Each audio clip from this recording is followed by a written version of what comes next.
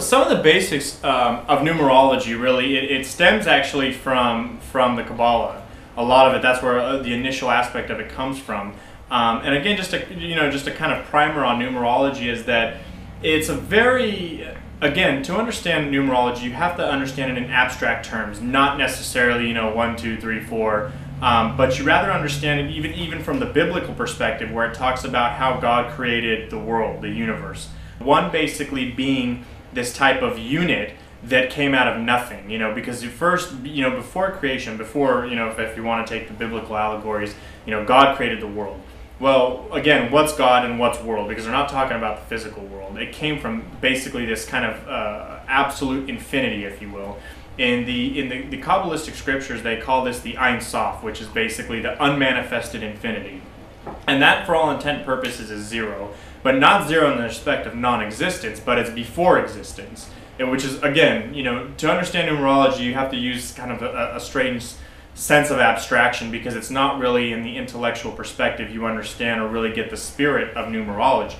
So, zero is basically before existence, but not necessarily non-existence. Then comes something, and that's what they say God created the heaven and the earth, because God came, which is really one, a force, a principle, something, a kind of urge came from this pre-existence, not non-existence, but before existence.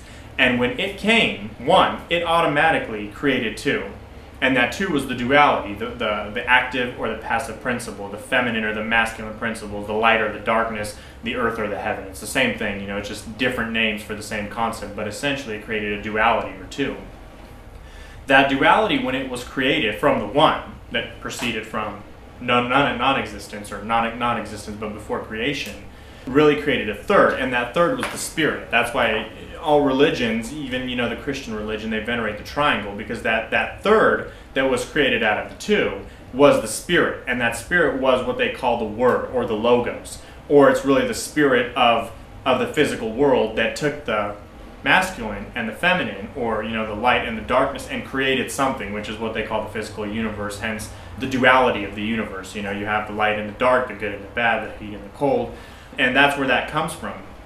Again, you have to take these things into more of an abstraction rather than anything else. Fast forward to the number 4, from an esoteric or an occult perspective, the number 4 actually refers to all things mundane or worldly. It essentially, again, refers from a spiritual perspective, not from a physical perspective. It refers to the fire, earth, wind, and air. Now, it's not necessarily the physical elements, but they're esoteric counterparts. And remember, we spoke about this in an earlier section, where it basically refers to the esoteric counterparts of that. So it's basically these energies from which fire comes from, or the energies from which the water comes from. And these are these 4 elemental energies, which the number 4 really represents. 5 is a more unique number. 5 is the pentacle or the pentagram, depending on how you invert the star. But they always say that 5 is the perfect human. And the reason it's the perfect human is because it's supposed to represent the 4 elements of the person, which is coincidentally, a lot of your viewers might not know this, but in Leonardo da Vinci's painting, where the guy's standing like this, he's naked, and exactly, and then he has the star around it, the pinnacle around it. What that actually represents is the 4 in unison, and then the 5th being the spirit, which is ascending back into heaven. That's what the number 5 actually represents. It basically even goes to the allegory of Jesus Christ. The cross represents the 4 elements in equilibrium, in unison. A lot of people don't know that. They think the cross represents, the crucifixion was just something archaic that they did back in the Roman times. Not true at all. The cross predates the Christian era at least by 3, 4, 5,000 years at very minimum. And it's still used today in the correct respect by very few people, but nonetheless, the Christian cross actually represents the 4 esoteric or ethereal elements in perfect unison.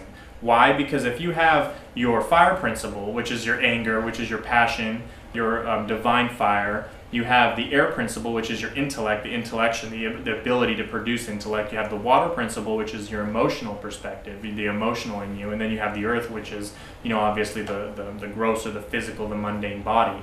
When you have these 4 elements in unison, then you actually have the 5th come out of default by it, which is the spirit principle, which is, the spirit of the consciousness naturally ascends when these 4 come into unison, and that's why you have the cross. The cross has to be in unison.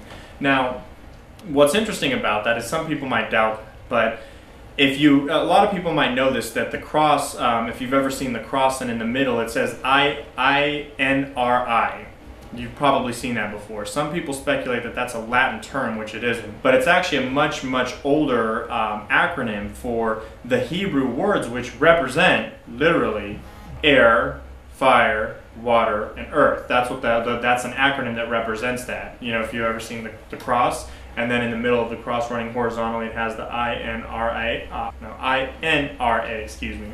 It's a Hebrew term which represents the four elements, the four esoteric elements in perfect unison or in equilibrium. Why? Because when you have those elements in unison in your physical body, the consciousness naturally rises, which of course is a symbolic representation of Christ, or you know, the sun being being in perfect balance or equilibrium. So, you know, fast forwarding from 5, the number 6 is actually unique because that's where we get the interlaced triangle, or basically the feminine and the masculine energy working in sync, in unison rather, to create equilibrium or perfection. And so, you know, in the beginning, we basically had the one creating the two, the bifurcation or the duality, the positive and the negative, or the male and the female energy.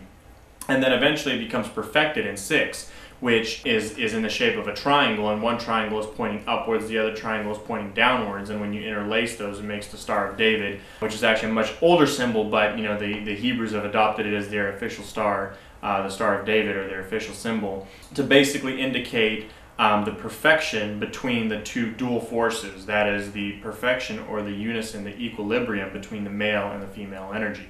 Moving on to 7. 7 is a very interesting and a unique number, which, you know, to a lot of the research that I've done, it's still a very ambiguous number, but it basically, it indicates the completion of a cycle, and that's actually where we get the 7 days of the week. It's a completion of a cycle. The 7 ways the wheel, if you will, the wheel of the universe, or the wheel of the life turns before it creates one full revolution. You know, that's basically what it is, and you have the 7 chakras in the human body, the 7 days of the week.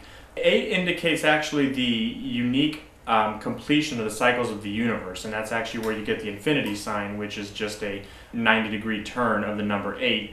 It really indicates the perpetual flux and influx of things in general, and that's why you actually get this number that goes like this, and then it comes back in on itself, and then it comes back out on itself, and it basically represents the explosion and the contraction of the universe, of everything. You know, the opening, the life, the death, the opening, the closing, the good and the bad. It's kind of that perpetuation of just the life force itself. 9 basically represents, 9 is the number closest to completion before completion itself, and the reason it gets that is that you have actually the insignia of the 9, it's actually a circle pointing towards down, if you look at the way the script of 9 is written. And the reason it's for that is because it's a circle indicating that it's in heaven going downwards to the terrestrial, the plane, or you could actually reverse it and say that it's going upwards and it's making a full revolution, but not a complete revolution in on itself like 0 would, for example. So 9 is generally indicative to something near completion or close to completion, which brings us to 10, which is the actual numerical completion, you know, 1 before 0, or 1 unit before creation, which is a completion of an entire cycle. You know, the number 10, don't think of it as 10 units, but think of it as actually a 1 coupled next to a 0. And that would make more sense, because then it's like the 1, like we talked about in the beginning, where basically this unit, or this urge, this unmanifested something becomes manifested, which is the 1. And so, you know, 10, from an abstract metaphysical perspective, the number 10 could actually be viewed as this abstract something which emanated before creation, right next to creation. So again, very abstract concept, but if you have, let's say, the 0, which is before creation, not non-existence, but before creation, and then something comes out of it, and that something was actually the first created of something. You know, it's the first time something was created, which in, you know, biblical lore is called God. You know, in the beginning there was nothing, then God said. Well, that God, you know, metaphysically said something, created something, which was the duality of such. That's how you get, you know, 10 isn't really 10 per se as in 10 units, but it's actually the completion of a cycle, which is the 1 next to the 0.